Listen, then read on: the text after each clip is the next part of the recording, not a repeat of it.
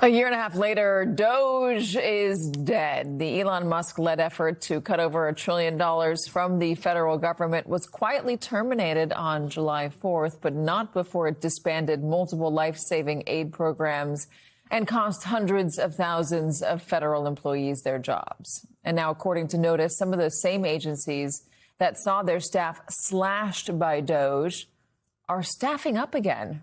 Joining us, MS Now political contributor and staff writer for The Atlantic, Mark Leibovich.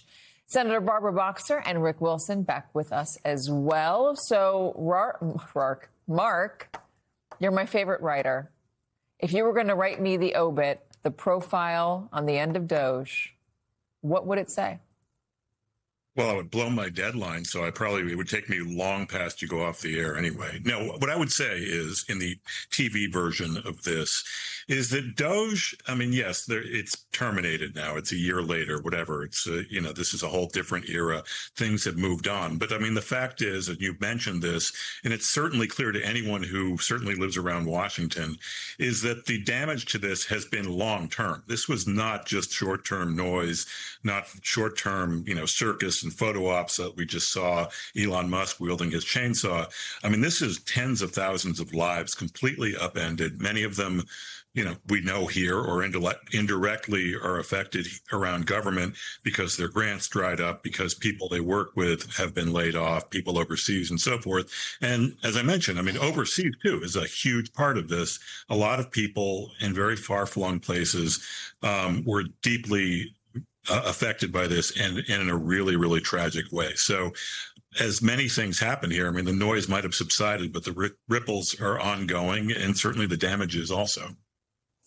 I mean, one of the headlines could be save $215 billion, well short of $2 trillion, but cost 600,000, maybe more people their lives. You'd have to shorten that headline. But that is the cost here. I mean, you saved some money, yes, not the money that you said you were going to save. And so many people around the world who relied on our largesse, our good hearts, have lost their lives, have died because things like USAID were disbanded. Senator. Well, I'm glad you brought up those statistics, because that's what the humanitarian groups are telling us. Doge was so weird and so cruel and so authoritarian and so un-American. And as I looked around at all the agencies that were impacted, you were right to focus on USAID. And I want to take it to some place that most people, I haven't heard anyone say this, but really it was the dream of John Kennedy, of President Kennedy, to say, we have a moral obligation to the world. Plus, we will win over so many friends in this very, cruel world where they see us as friends.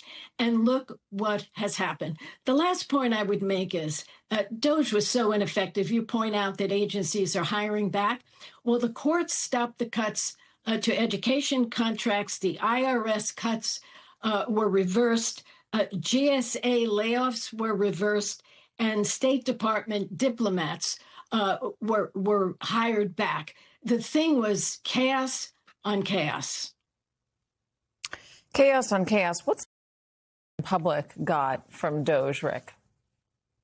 Look, the American public got the message that Elon Musk and his band of teenage ninjas who came in there were snatching our data. We're wrecking the functioning nature of our government. We're putting people's lives at risk. And the final lesson I think that Americans drew from this is that the shallowness of what this whole operation was, we shouldn't let the shallow, goofy nature of it fool us. As the senator said, this has cost directly on the foot of Elon Musk. It has cost thousands and thousands of lives across the world, maybe more. And in the long term, it could cost up to millions of lives because of Elon Musk deciding that he didn't want DEI things in the government. They were searching through this thing with ChatGPT and randomly cutting programs that had words like climate in it, even if it wasn't about climate change. They were doing this in a way that betrayed the Silicon Valley move fast and break things ethos. It used to be about innovation, but now it's just about cruelty and stupidity. Is there any indication, Mark, that, I mean, I know that there's internal reporting on this, there's got to be, but there's public reporting now about all the people that have lost their lives because of these cuts. The cuts to Ebola funding, the cuts to AIDS funding, most of them, according to the reporting, are children.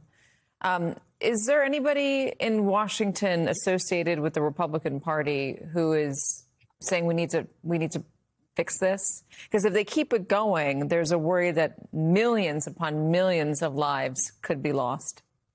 Yeah, I mean, not that I've heard. And if they exist, I mean, there's certainly a very quiet voice in a very big wilderness. I mean, certainly in the conservative, in the GOP tradition, I mean, look at George W. Bush and AIDS in Africa. I mean, there is a pretty robust tradition of international aid, whether it's in specific regions or specific causes. But no, this is not something you ever hear, certainly from the Republican Party. And to Senator Boxer's point before, I mean, you're absolutely right about the Kennedy ethic that this sort of, that this arose from, or in response to it from the 60s. And I also think that there's a legitimate conversation, sort of ideological conversation to be had about the responsibility or even the wisdom of U.S. Intervention overseas and trying to help everyone. I mean, there's certainly an argument to be made to cut back on some of that, but this is completely different. This is just head spinning, it's cruelty, and it's deeply damaging, as we've talked about. Yeah, and it's ineffective. I mean, if you do want to cut down on the federal budget, which frankly probably needs to happen, the federal budget is quite big. There is a way to go about it. Do the Democrats need to run on, hey, they did it all wrong, we can come in and clean it up? Barbara? Yeah, I mean, of course. And that's the power of the purse that Congress has. And when I was in the House and then later the Senate, we always had hearings on, how we can go after waste and redirect it and do different things. And there's no question there's zero-based budgeting where you look at a budget and you say, let's start from the beginning. But let me tell you this. For me, as I look at Donald Trump, which is harder and harder to do these days, his favorite words are, you're fired. It brings back his show. And he wants to have that type of cruelty right in his hands.